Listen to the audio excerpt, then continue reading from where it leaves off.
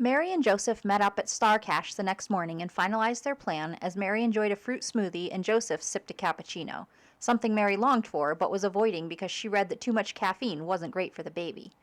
It was a Saturday, so both sets of parents were off of work. The two had asked them all to join them at a pavilion at the local park.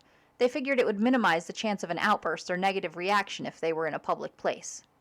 By lunchtime, everyone had gathered, both sets of parents anxiously awaiting what they thought might be a college acceptance announcement or maybe some wedding news. The teens had been engaged for quite some time now, and they were out of school now, so it seemed inevitable that things would take the natural progression and a wedding would come sooner rather than later. They weren't wrong. There was a wedding announcement, but there was also a baby announcement. The news hit like a pretty solid thud. Everyone was stunned. Neither family ever thought there'd be a baby before a marriage, and the kids were saying it wasn't even Joseph's baby, but God's? You can imagine the confusion, the disbelief. If we're being honest, the disappointment.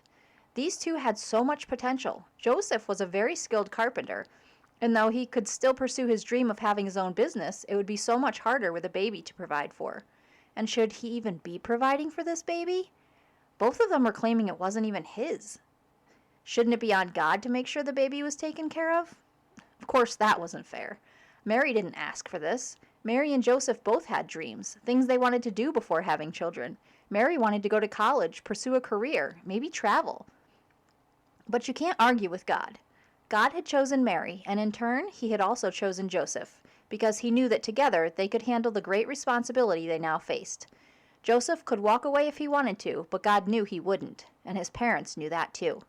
They had raised him right. He would stand tall and protect Mary against whatever people were going to say. And they had a lot to say, that's for sure.